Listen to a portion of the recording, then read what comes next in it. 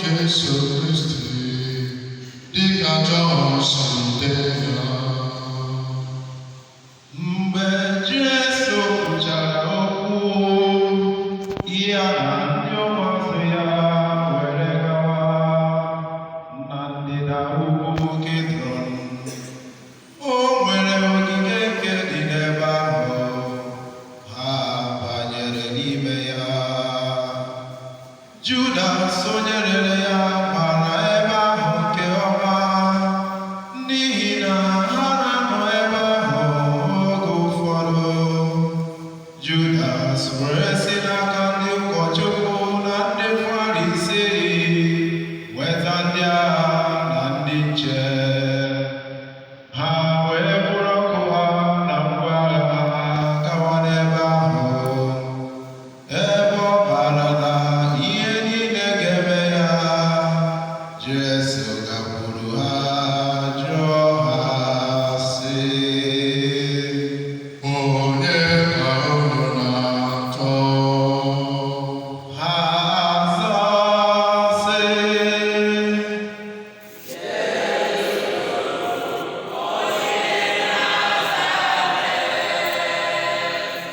Jesu asị ha, mụ onwe m bụ ya. Judas onye rere ya sokwa bụrụ ya. Mgbe Jesu kwuru na ọ bụ m, ha laghachi azụ wee daa n'ala. Ọ jụkwa ha ugboro abụọ sị, onye ka unu na-achọ? Ha zaa sị,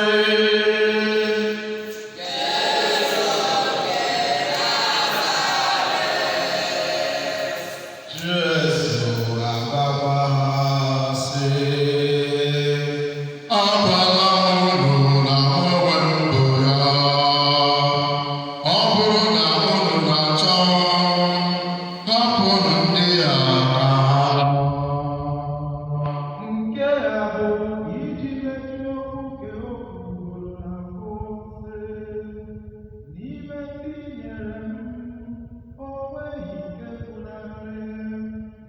Simon Pita, onye nke ji mma agha were mịchara ya, mmachapụ ntị aka nri nwaodibo onyeisi ụkọchukwu. Aha nwaodibo a bụ Malkus.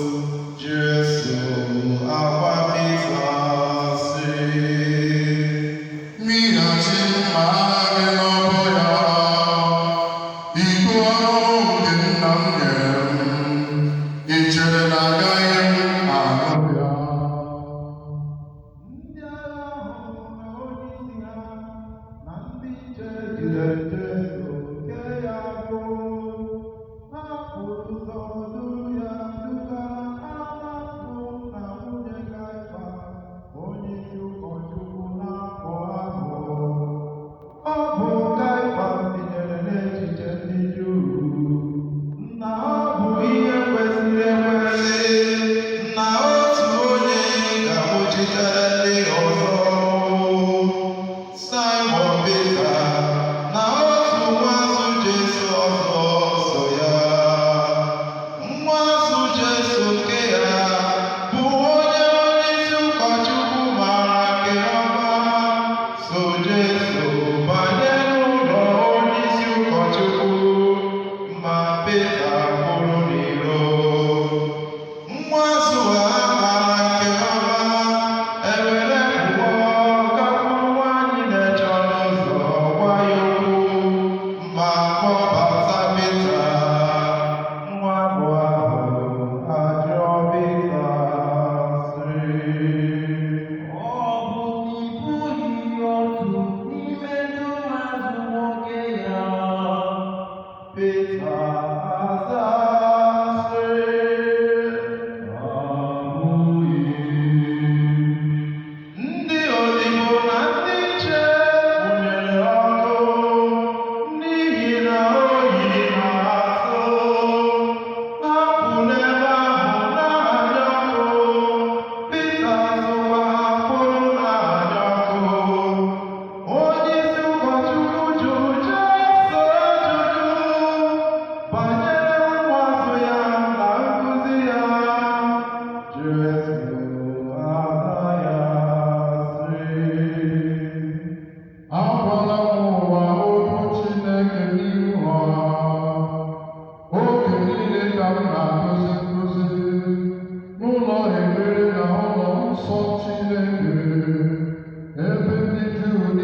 na-agbapụta. Ọ dịghị ihe ọbụla m kwuru na nzuzo. Gịnị mere ị ji ajụ m? Jụọ ndị nụrụ ihe m kwuru. Jụọ ha ihe m gwara ha. Lee, ha amarala ihe m kwuru. Ka ọ na-ekwu nke ya, otu onye n'ime ndị agha na-eche nche mara ya ụra sị, Ọ bụ otu a isi aza onyeisi ụkọchukwu. Jesu aza ya sị, ọ bụrụ na e kwuru ajọ okwu, gwa ọha mmadụ ajọ okwu ahụ m kwuru. Ma ọ bụrụ na e kwuru nke ọma, gịnị mere ị ji eti m ihe? Anas wee kpụgara ya Kaịfas, onyeisi ụkọchukwu. Ka Simon Pita nọ n'ebe ahụ na-anya ọkụ, otu onye asị ya, Ọ bụ na ị bụghị otu n'ime ụmụazụ ya? ọgọ sị, Abụghị. otu onye n'ime ndị odibo onyeisi ụkọchukwu, nke bụ nwanne onye Pita nwachapụrụ ntị, asị, Ọ bụ na ahụghị m gị na ya n'ime ogige. Pita agọkwa nke ugboro atọ, ozigbo ahụ ọbaba. Ha siri n'ụlọ Kaịfas duru Jesu gawa n'ụlọ ikpe Pailet. Ugbu a ọ bụzikwa isi ụtụtụ. Ha onwe ha abanyeghị n'ụlọ ikpe ka ha ghara imerụ onwe ha tupu emume nke Pasova. Pailet wee pụọ gakwuru ha sị, Kedu ihe ọjọọ unu si nwoke ya mere? ha aza sị,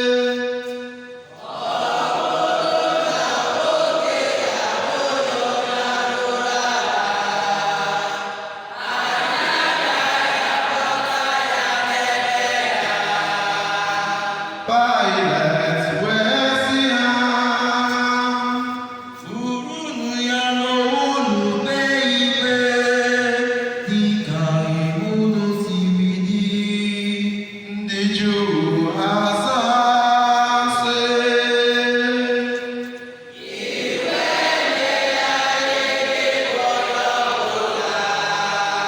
nke a bụ iji mejie okwu Jesu kwurugoro, iji gosi ụzọ ọ ga-esi nwụọ.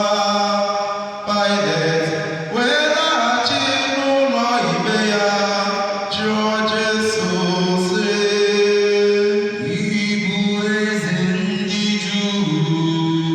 Jesu aza ya sị, ị na-ekwu nke ya n'onwe gị, ka ọ bụ ndị ọzọ gwara gị okwu banyere m?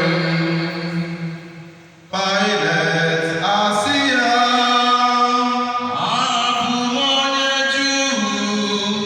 Ọ bụ ndị ala unu na ndị ụkọchukwu tinyere gị n'aka m. Ọ bụ gịnị ka ị mere? Jesu aza ya sị, alaeze m abụghị nke ụwa a. A sị na alaeze m bụ nke ụwa a, ndị agha m gaara alụ ọgụ ka ha ghara ịrara m nye n'aka ndị Juu. Ma otu ọ dị, alaeze m esiteghị n'ụwa nke ya. Pailet asị ya, Ya bụ na ị bụ onye eze. Jesu aza ya sị, ee, abụ m eze.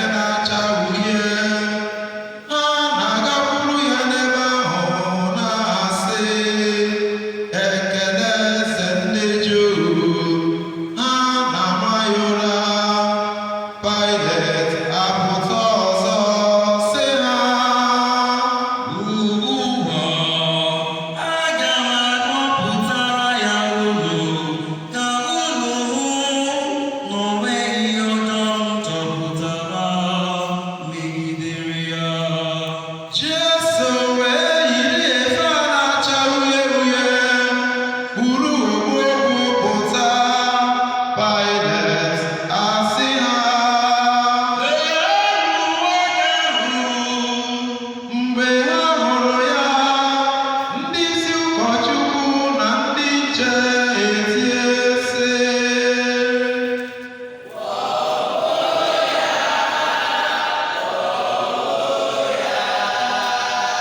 Pilate asị ha,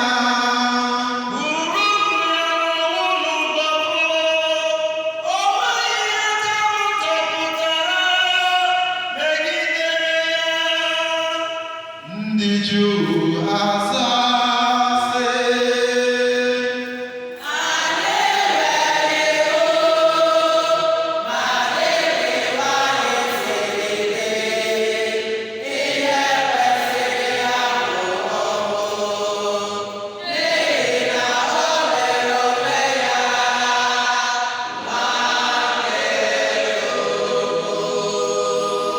ka Pilate nụrụ nke ya, egwu ji ya abawanye. Mgbe ọ bịaghachiri azụ n'ụlọ ikpe ya, ọ sị Jesu, Onye ebee ka ị bụ? mana Jesu atụpụrụghị ya ọnụ. Pilate asị ya, Ị na-agba m nkịtị?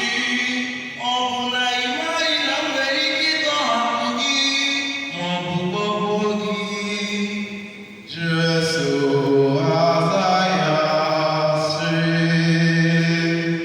I nweghị ike ọbụla n'ebe m nọ, ma ọ bụghị Chineke nyere gị ya. Onye ahụ lara onye n'aka gị mere njọ karịa. bido n'oge ahụ, Pilate achọsiwo ike ka ọ tọhapụ ya. Ndị Juu tisiwere mkpu ike na-asị,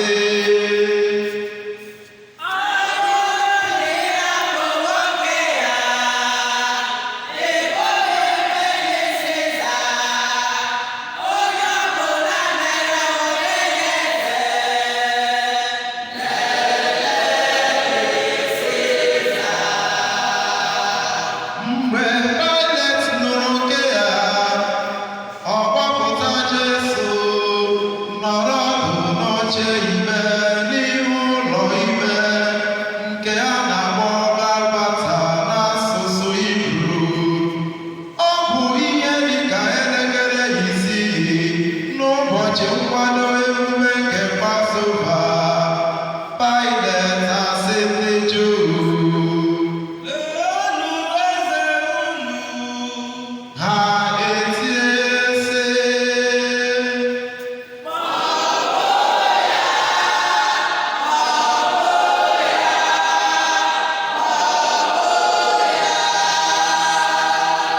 Pilate asị ha, Aga m agbanwe